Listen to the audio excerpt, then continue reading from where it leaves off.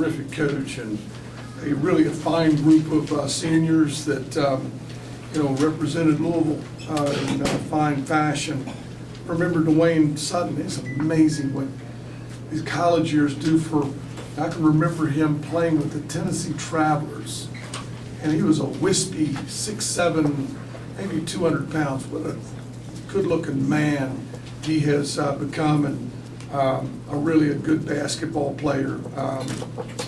I thought we were in good shape at the half.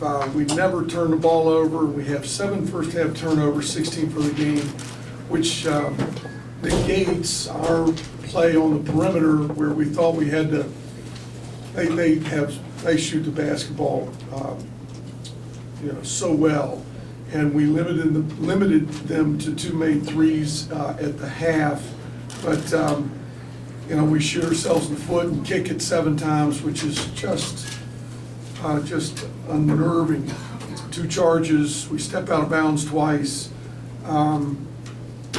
But, not a bad start to the half, but, we just quick possessions, 2 bad shots, really a bad turnover in transition, and now you're down 10 and you got a problem.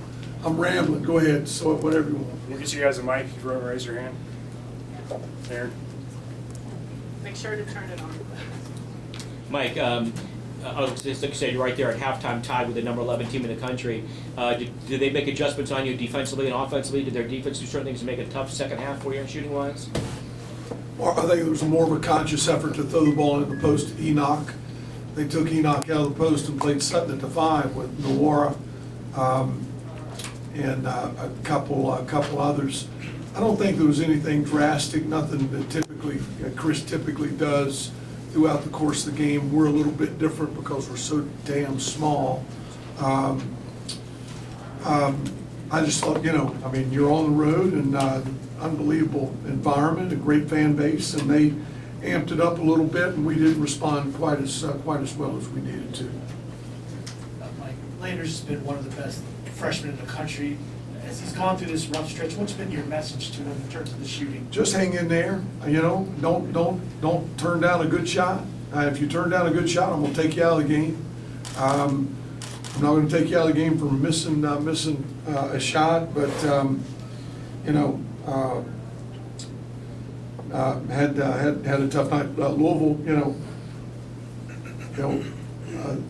Chris Mack and that staff are really good coaches. They're going to scout the fire out of the Hokies as we do them, and they can put a Sutton on him. They can put a big strong athlete on him, and he had a hard time getting to some spots that he typically does. But that's the only message I've had for him, Aaron, is just continue to play, continue to be aggressive, continue to do the things that make you a great player, but that's it.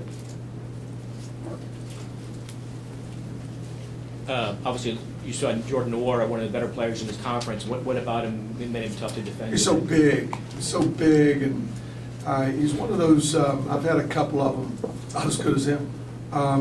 He's got a little fade on his jump shot, which makes it really hard to contest effectively. The terrific catch and shoot player, and size, a big strong body, get his shoulders by you and get fouled, and he's as good as advertised. I knew that coming in. I've seen him play a lot. Certainly seen him play a lot over the last couple of days in our preparation for the Cardinal.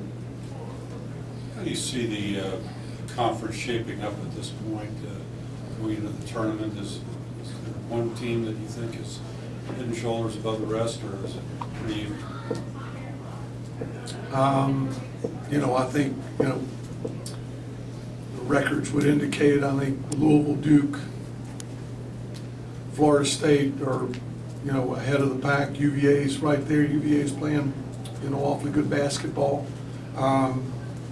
When you guys saw Clemson on the road, Brad's got those guys playing awfully well, having beaten Duke, Florida State, and Louisville. But I think still a week out from the ACC tournament, those top three are, with the exception of Duke, who, freshmen, just big, strong, athletic people. I think Louisville, Duke, and Florida State are still the cream of the crop. And now that you've seen Louisville, what about them offensively and defensively? What impressed you tonight? Oh, they're so explosive offensively. They need Williams back. I really like him, and I hope he's back really soon.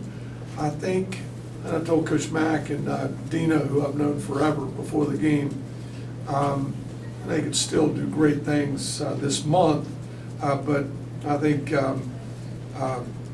Williams is one of those difference makers that,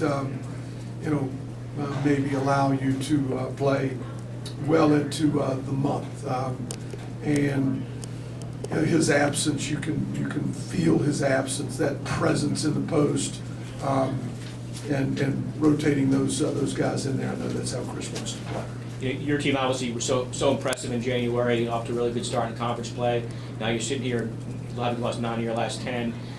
When time's running out in the regular season, is it mystifying to you this turn of events, or did you kind of figure with a young team it was I don't know that I'm mystified.